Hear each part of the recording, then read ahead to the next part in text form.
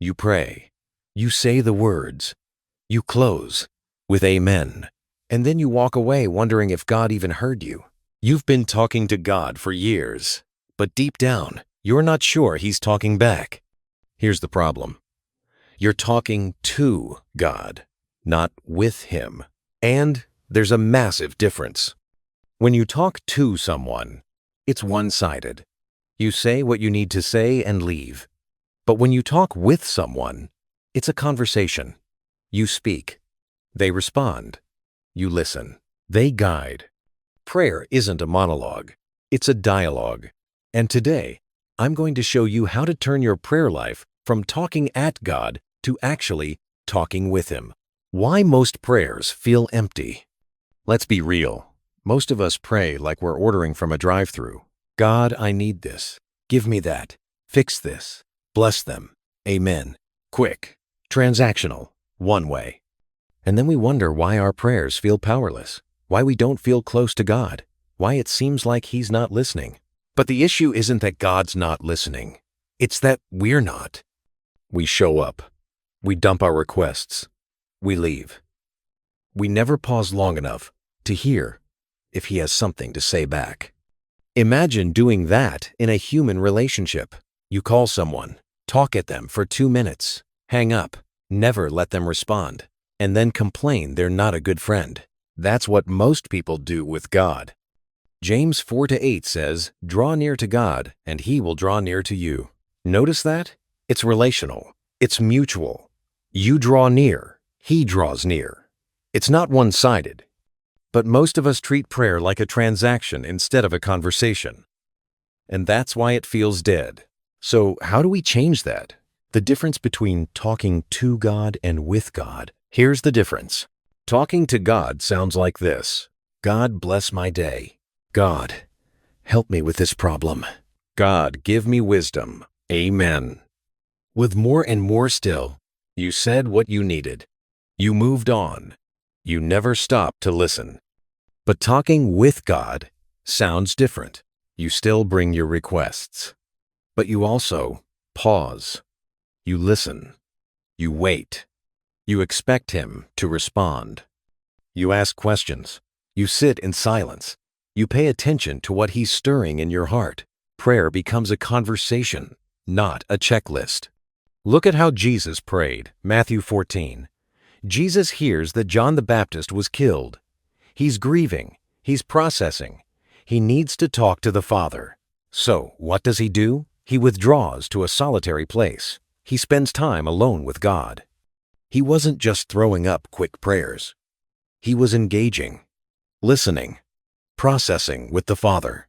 That's the model. That's what it means to pray with God, not just to Him. Step 1.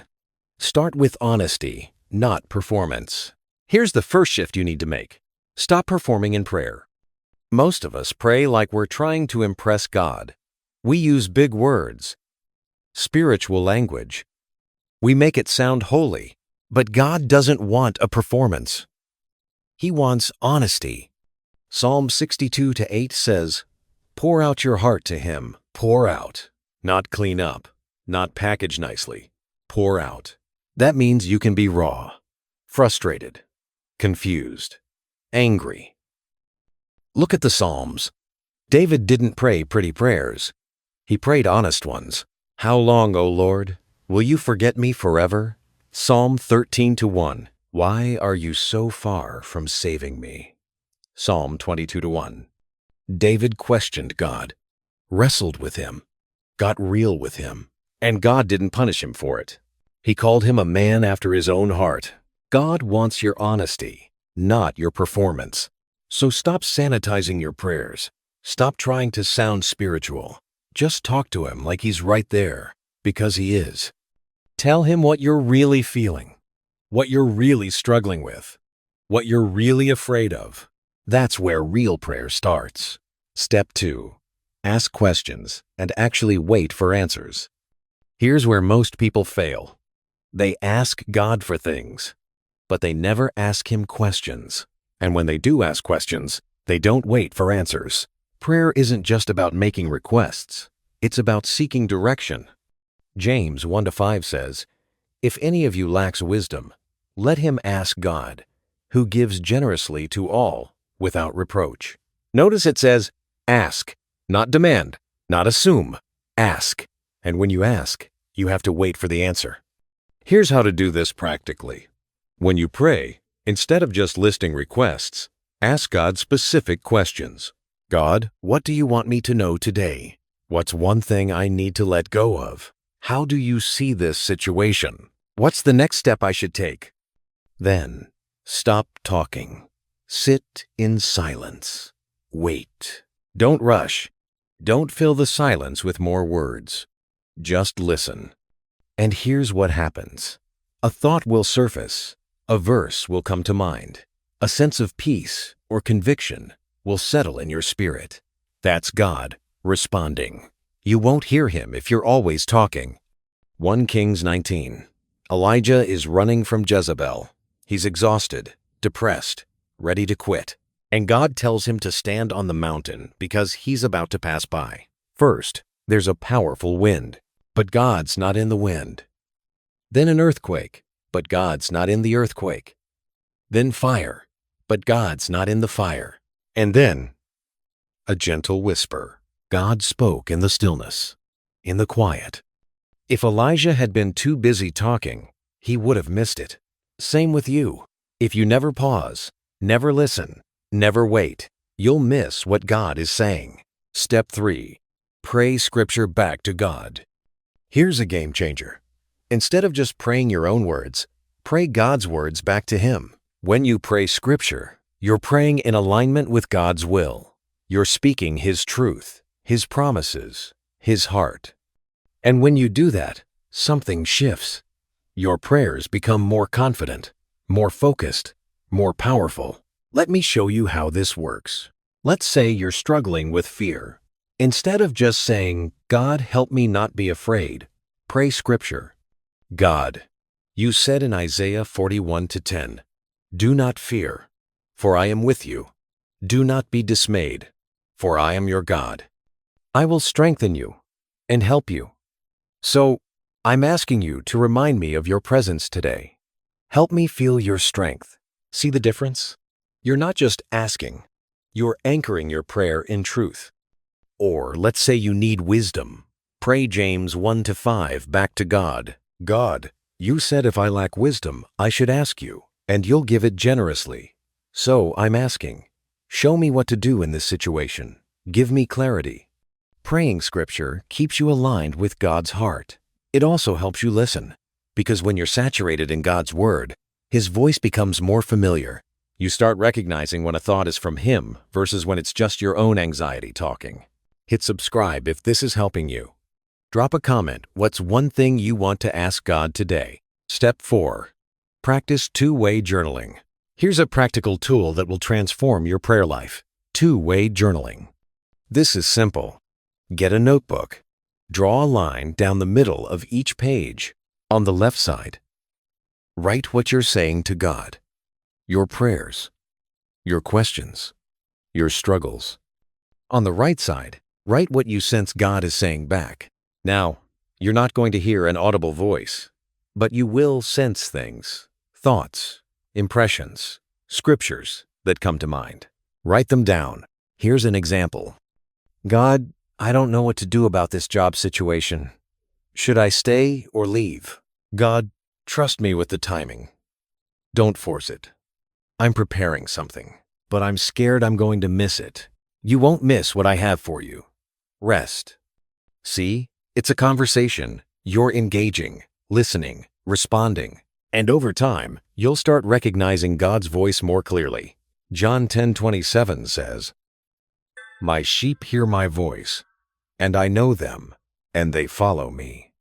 Jesus said His sheep hear His voice. That means you can hear God. You just have to learn to recognize Him. And journaling helps you do that. A few tips for journaling. 1. Don't overthink it. Write whatever comes to mind. 2. Test what you sense against Scripture. God will never contradict His word. 3. Be patient. This is a skill. It takes practice. But if you do this consistently, your prayer life will go from one-sided to dynamic. Step 5.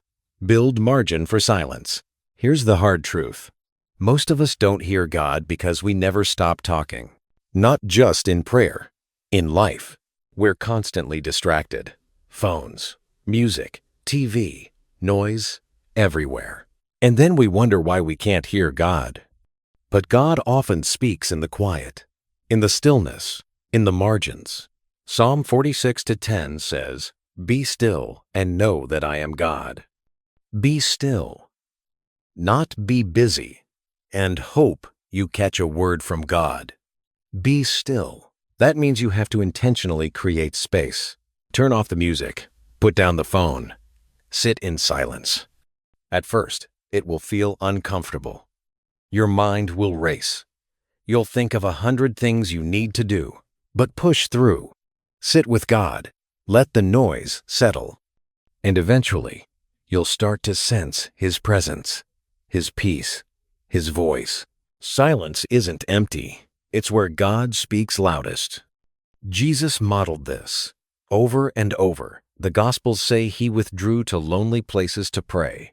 Not because He was super spiritual, but because He knew He needed to hear from the Father. If Jesus needed silence to hear God, so do you. Step 6. Respond to what God shows you. Here's the final piece. When God speaks, obey. Most people hear from God and then ignore it. They get a clear impression, a strong conviction, a scripture that hits them, and they do nothing with it. That's not conversation. That's selective hearing. James 1:22 says, "Do not merely listen to the word, and so deceive yourselves. Do what it says." If God tells you to forgive someone, forgive them. If He tells you to let something go, let it go. If He gives you direction, take the step. Obedience keeps the conversation going. When you obey what God says, He trusts you with more. But when you ignore Him, the line goes quiet. Not because He's punishing you, but because there's no point in Him speaking if you're not going to listen. Think of it like a human conversation. If you ask someone for advice and then completely ignore it, they're less likely to give you advice next time. God's the same way.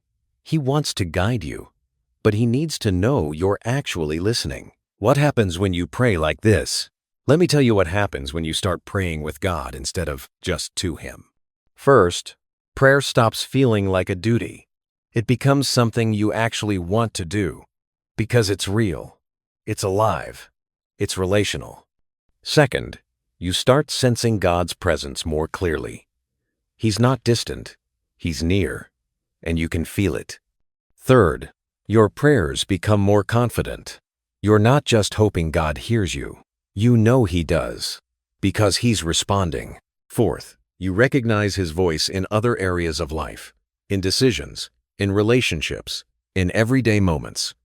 And fifth, your faith grows, because you're not just believing in a God you read about, you're walking with a God you talk to. That's the power of praying with God. Your challenge. Here's my challenge. For the next 7 days, commit to praying differently. Set aside 10 minutes, not to rush through a list of requests, but to have a real conversation. Start with honesty. Ask a question. Wait for an answer. Journal what you sense. Sit in silence. And when God speaks, obey. Do that for 7 days, and I promise your prayer life will never be the same. If this helped you, smash that subscribe button and share this with someone who needs to hear it. Drop a comment with one question you want to ask God today. I want to pray with you. And remember, God's not looking for perfect prayers. He's looking for honest conversations.